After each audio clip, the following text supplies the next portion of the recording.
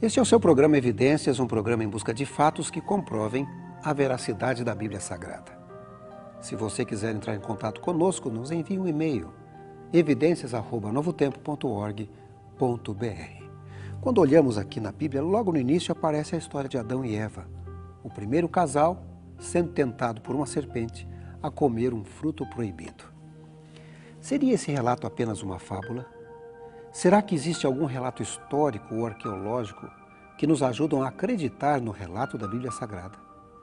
O professor Rodrigo Silva, especialista em arqueologia pela Universidade Hebraica de Jerusalém e professor do Centro Universitário Adventista, o UNASP Campus 2, ali em Engenheiro Coelho, no estado de São Paulo, vai falar um pouquinho a respeito desse impressionante tema. Afinal de contas, doutor Rodrigo Silva, a história de Adão e Eva merece crédito ou será que não? Com vocês, Rodrigo Silva.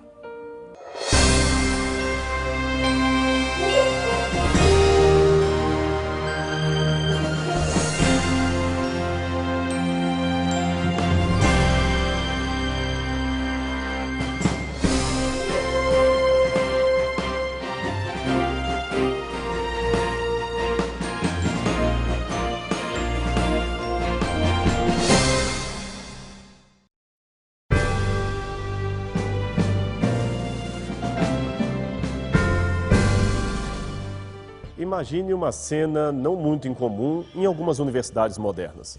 Um professor cético desafia seus alunos religiosos lhes perguntando se algum deles acreditaria na história do lobo mau e os três porquinhos como sendo um fato real. Você certamente já ouviu falar nesta fábula de La Fontaine, onde três porcos, morando respectivamente em casas de palha, madeira e alvenaria, vencem um lobo mau que tenta devorá-los. Pois bem, teria isto acontecido realmente? Esta seria a indagação do professor. É claro que nenhum dos alunos, nem ninguém em sã consciência, poderia achar que aquilo havia de fato acontecido na história. Afinal, porcos e lobos não falam, não constroem casas, nem podem, com um simples assopro, botar abaixo uma construção de palha ou madeira. É claro que se trata de uma fábula e não de uma história real. Mas e quanto à Bíblia? Perguntaria o professor descrente. Podemos racionalmente considerar uma história real aquela narrativa que apresenta uma serpente falando e enganando um casal desnudo num jardim paradisíaco? A história de Adão e Eva, tentados por uma serpente que termina com uma mordida mortal num fruto proibido, vulgarmente chamado maçã, parece para muitos um relato simplório demais ou até mesmo infantil. Como podemos crer que um episódio assim justificaria o começo histórico da humanidade? Bem, iguais aos porcos e lobos, serpentes também não falam, nem oferecem frutos aos que passam perto de sua árvore, isso é claro. Estariam, portanto, os primeiros capítulos do Gênesis mais para uma fábula do que para um relato histórico das origens? Muitos teólogos entendem que sim, que não podemos tomar a sério aquilo que Moisés escreveu. Chegam a sugerir que devemos cortar esses capítulos de qualquer evento histórico especificamente. Autores clássicos como C.S. Lewis, autor das famosas Crônicas de Nárnia, e Teilhard de Chardin, um dos mais renomados escritores católicos, chegaram a supor que Adão seria o primeiro exemplar moderno do Homo sapiens, ou uma raça espiritual que se seguiu à cadeia evolutiva. O primeiro a poder raciocinar, como na filosofia de Hamlet, e perguntar-se classicamente por sua identidade. Aquele que pudesse dizer, de fato, ser ou não ser. Eis a questão. Noutras palavras, o que eles propõem seria uma simbiose entre a Bíblia e a teoria da evolução das espécies, proposta por Charles Robert Darwin a partir de 1838. Isso colocaria Adão como o resultado das transformações sofridas pelos hominídeos que o antecederam, aqueles comumente chamados de Pithecanthropus erectus, Australopithecus ou Neandertais, embora esses últimos não sejam mais classificados como ancestrais do gênero humano.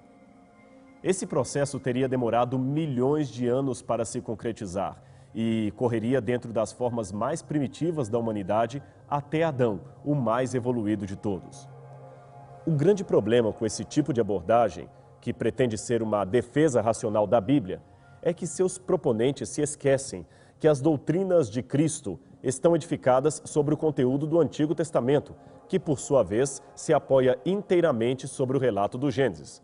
Ora, se a história do Éden não aconteceu de fato, então não houve a queda de Adão e a humanidade não se encontra contaminada por nenhum tipo de pecado original.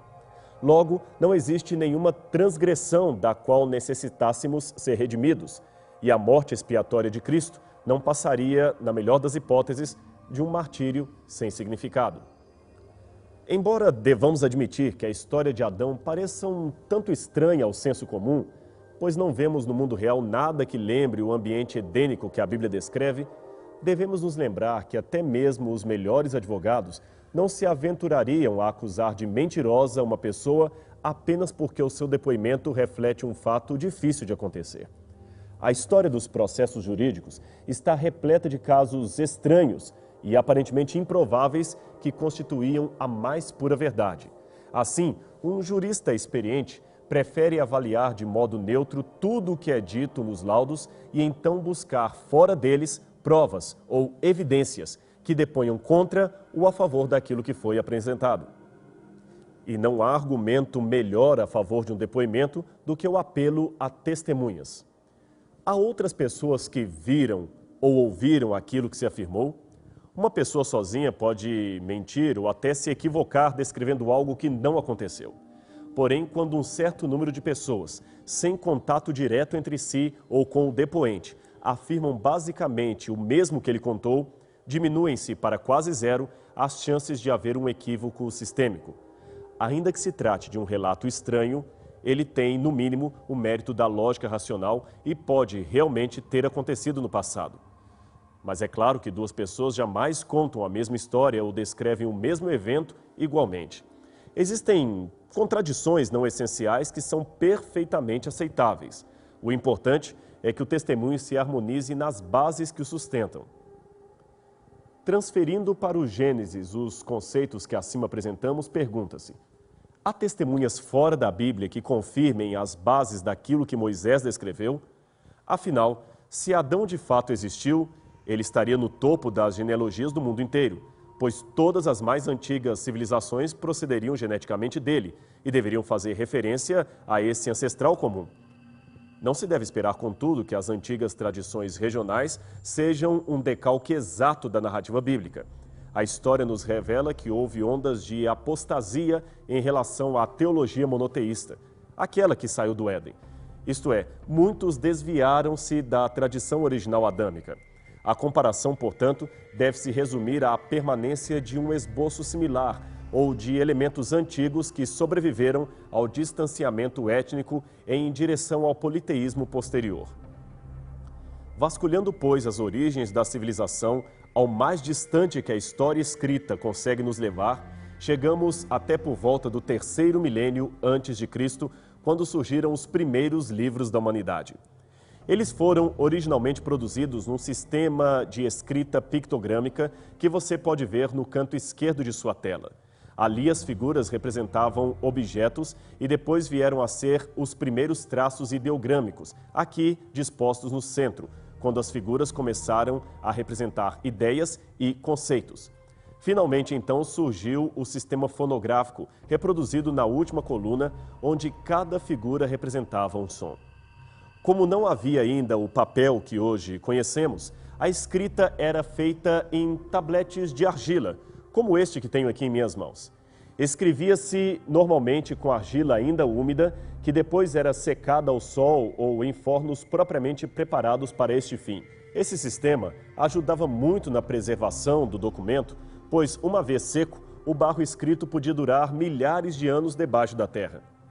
Os caracteres eram normalmente traçados a partir de pequenos sulcos feitos na argila, que mais pareciam cunhas em miniatura. Por isso receberam o nome de cuneiforme, isto é, escrita em forma de cunha. Curiosamente, os primeiros registros escritos da humanidade foram produzidos mais ou menos na mesma época, tanto na Mesopotâmia quanto no Egito. Por que justamente nesses dois países? provavelmente porque foram estes os dois centros que mais rápido se desenvolveram após o dilúvio, gerando as mais antigas comunidades urbanas da história. Ali, a unificação política dos clãs e das tribos em torno de um sistema religioso governamental resultou numa sociedade centralizada que se organizava a partir de uma estrutura bastante complexa. Esse modelo social exigiu em pouco tempo a criação de um sistema de contabilidade e comunicação confiáveis que pudesse servir de referência ao comércio e à repartição dos bens. Assim, passariam ainda mais de 1000 anos entre esse período e a produção do livro do Gênesis.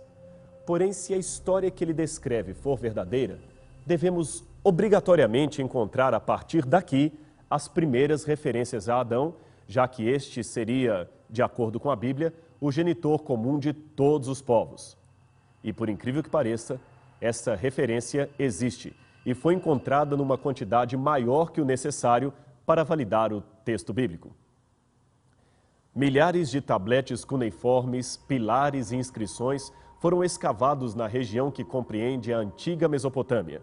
Eram recibos, cartas, leis, documentos de propriedade, etc. Alguns tinham por conteúdo listas genealógicas e histórias tradicionais sobre os primórdios da humanidade. Ao avaliá-los, qual não foi a surpresa dos arqueólogos ao perceberem que muitos traziam semelhanças bastante acentuadas com o que seria posteriormente escrito na Bíblia. Uma extraordinária coincidência foi percebida, por exemplo, na forma como os antigos documentos egípcios e mesopotâmicos chamavam o primeiro ancestral da humanidade.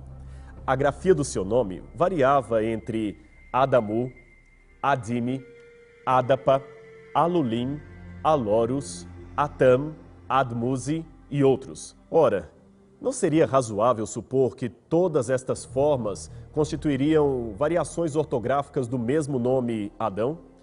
Note que a forma hebraica Adam se adequa naturalmente em todas estas variações. A semelhança fonética é muito acentuada. É como se conhecêssemos um homem chamado João, mas que os alemães chamariam de Johannan, os ingleses de John, os espanhóis de Juan e os franceses de Jean. Apesar das diferenças idiomáticas, existe uma raiz temática que permanece em todas as formas de escrita ou pronúncia daquele nome. Os tabletes cuneiformes encontrados no Oriente revelaram ainda que desde longo tempo existiu na Mesopotâmia uma tradicional história acerca de um certo Adapa, ancestral de toda a humanidade. Aliás, Adapa é um nome que muito se assemelha ao vocábulo Adam ou Adão.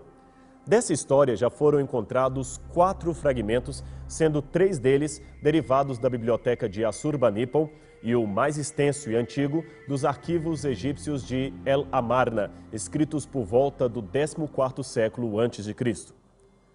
O poema original gira em torno da problemática da vida eterna, pois, segundo seu relato, o primeiro homem criado pelos deuses chamava-se Adapa. Ele recebera uma grande sabedoria, mas não era naturalmente imortal. Adapa era, pela criação, o filho do deus Ea e morava na cidade sagrada de Eridu. O curioso é notar que Eridu e Éden procedem da mesma raiz etimológica em conjunto com o sumeriano Edin ou Edenu, que também querem dizer paraíso ou planura. Coincidentemente, Lucas também enumeraria a genealogia humana de Cristo a partir de Adão, classificando-o como, no mito de Adapa, de o Filho de Deus. Lucas 3, verso 38. A história prossegue dizendo que Adapa vivia em meio aos Anunnakis, palavra que lembra muito de perto o termo Anaquins, ou gigantes, que temos na Bíblia. Depois apresenta sua falha ao quebrar com a vela do seu barco a asa do vento sul, impedindo-o de soprar sobre a terra. Em seu julgamento perante os deuses, Adapa se recusa a alimentar-se do pão da vida e da água da vida. Aquilo, na verdade, era um teste, pois ele sabia que não lhe era permitido participar do alimento reservado aos deuses.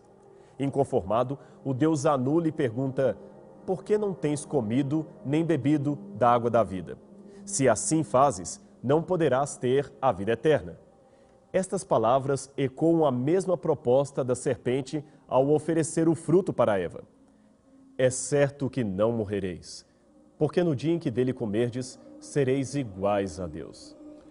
Ádapa, portanto, é elogiado em sua atitude de recusar comer o fruto proibido. A única coisa que ele aceitou dos deuses foi tomar sobre si um segundo manto, dado para substituir o primeiro, que era o manto da lamentação, e ser ungido com azeite. Estes dois elementos simbolizam a justiça que é outorgada por outrem àquele que mereceria morrer. Embora o Gênesis não fale nada acerca do azeite, traz o tema das duas vestes de Adão, que primeiro faz para si e sua mulher cintas de folhas e, no final, é vestido com um segundo manto, feito a partir da pele de um animal. Isso está em Gênesis capítulo 3, versos 7 e 21. Na mentalidade da época, era forte a ideia de que a imortalidade não era algo que nos pertencesse naturalmente. Ela seria outorgada pelos deuses. Igualmente, na visão bíblica, o homem não é criado como um ser imortal, mas como um candidato à imortalidade mediante a obediência. Com a entrada do pecado, perdemos a vida eterna e agora somente em Cristo podemos, de fato, recuperá-la. Com peculiaridades próprias de cada poema, esta mesma estrutura de criação e queda do gênero humano aparece em outras histórias espalhadas pelo antigo Oriente Médio. E todas, igualmente, possuem semelhanças incríveis com o relato bíblico. No épico babilônico de Gilgamesh, o lendário herói sumeriano tem um amigo chamado Enkidu, que é seduzido por uma cortesã da deusa Ishtar e passa a ter o conhecimento pleno, símile do conhecimento do bem e do mal mencionado na Bíblia. Após este ocorrido, Ishtar lhe declara: "Você agora é um conhecedor, Enkidu. Você será igual a Deus." Então ela improvisa vestiduras e o veste com elas. Um tablete encontrado em 1934 no sítio de Khor-Shabba, a 23 quilômetros de Nínive, contém uma lista de reis assírios, começando com 17 reis que viveram em tendas, provavelmente os líderes dos povos nômades. Tudia é o primeiro nome da lista, seguido por Adamu, que muito provavelmente seria um título de realeza advindo de um ancestral famoso, como foi o nome César para os imperadores romanos. Mais à frente, noutra lista, encontramos o 37º rei, chamado Puzar-Azur. Ele era um dos vários reis nomeados em homenagem ao seu ancestral Azur, o fundador da Assíria. Em Gênesis capítulo 4, verso 22, encontramos o mesmo costume num dos descendentes de Caim, que se autodenomina Tubal-Caim. Assim, é possível que Adamu tenha sido um rei que assumiu esse nome em homenagem a outro Adamu, importante, que existiu bem antes dele. E por que não supor que seria uma homenagem ao Adão que viveu no Éden? Estes foram apenas alguns exemplos extraídos do Oriente Médio, mas existem ainda muitos mais. Todos eles testemunham, inclusive, a história de como o dilúvio e a Torre de Babel fizeram parte da relação do mundo. No estudo comparativo destas culturas, os arqueólogos perceberam que pelo menos 6 elementos históricos do Gênesis podem ser encontrados nos tabletes que agora eram traduzidos por peritos em paleografia. De maneira bastante comum, eles mencionavam, em primeiro lugar, a criação e desobediência de um casal humano que perde o paraíso. Em segundo lugar, a maldição que segue à desobediência, trazendo a morte aos habitantes da terra. Em terceiro, o início da família humana, marcado pela tragédia de um assassinato, onde um irmão mata o outro irmão. Em quarto lugar, a humanidade que se torna má e por isso é destruída num dilúvio. Em quinto lugar, menciona-se o perecimento de quase todos, menos alguns que são preservados pelos deuses. E em sexto e último lugar, menciona-se a confusão de idiomas, que espalha os homens pelos 4 cantos da terra. Esses paralelos literários derrubaram a tese de que a narrativa do Gênesis seria apenas um mito criado pelo autor da Bíblia, tradicionalmente apontado como sendo Moisés. Alguns, no entanto, continuaram a negar a historicidade da Bíblia, sugerindo desta vez que esses relatos mesopotâmicos seriam os originais e que o Gênesis seria apenas um plágio de obras literárias anteriormente existentes. Mas, desmentindo esta última hipótese, Kenneth A. Kitchen, professor emérito de egiptologia da Universidade de Liverpool, escreveu que a suposição comum de que este relato bíblico é simplesmente uma versão simplificada de lendas babilônicas é um sofisma em suas bases metodológicas. No Antigo Oriente Próximo, a regra é que relatos e tradições podem surgir por acréscimo ou embelezamento na elaboração de lendas, mas não o contrário. No Antigo Oriente, as lendas não eram simplificadas para se tornar pseudo-histórias, como tem sido sugerido para o Gênesis.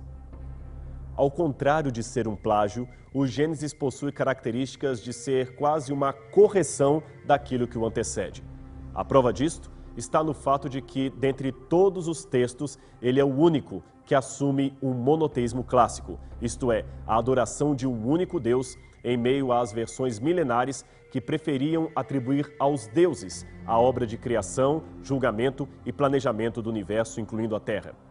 Até mesmo o antropólogo judeu Claude Lévi-Strauss, que considerava o relato da criação um mito, foi forçado a admitir que grande surpresa e perplexidade surgem do fato de que esses temas básicos para os mitos da criação são mundialmente os mesmos em diferentes áreas do globo, principalmente fora do Oriente Médio.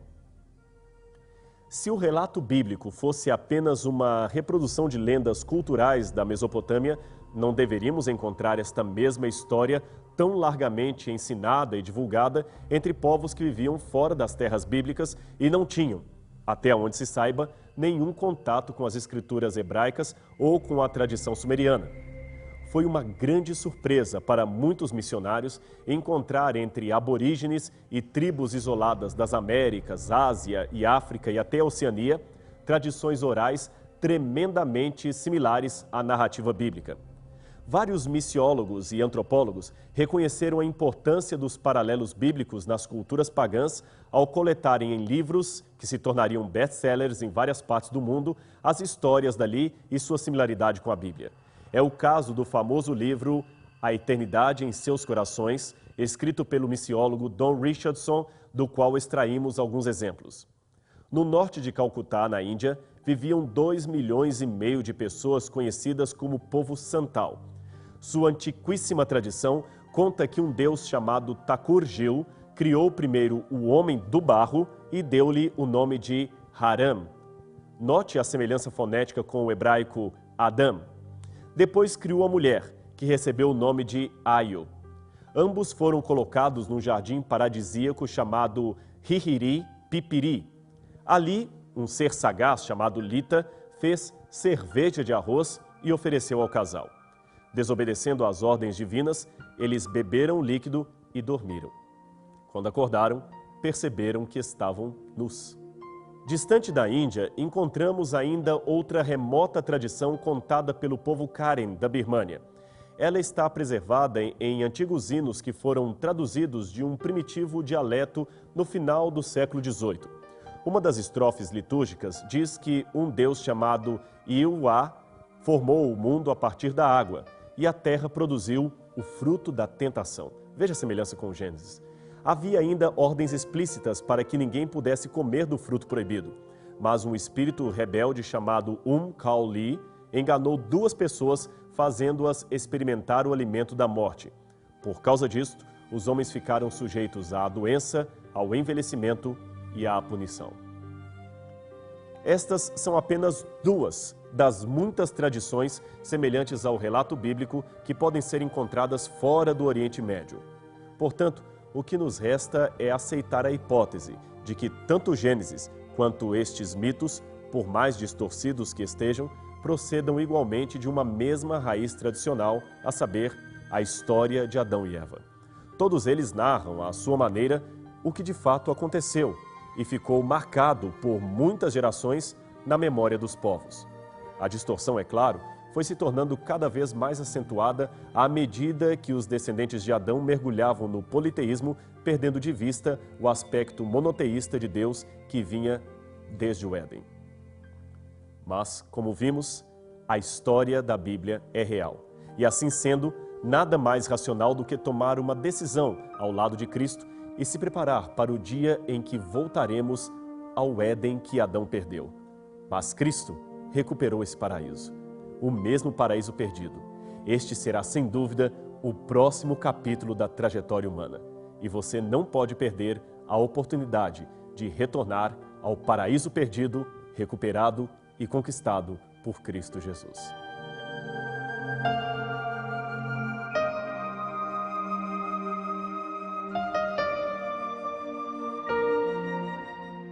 É impressionante como a arqueologia e a história cada vez mais apresentam evidências para crermos na Bíblia Sagrada. E se você quiser estudar mais a Bíblia Sagrada, queremos oferecer para você um curso bíblico. Você pode mandar um e-mail ou pode telefonar. O nosso telefone é 12 21 27 31 21.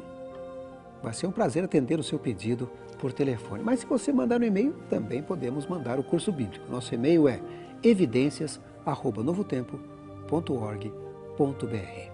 Este é o programa Evidências, um programa em busca de fatos que comprovem a veracidade da Bíblia Sagrada. Até o nosso próximo encontro.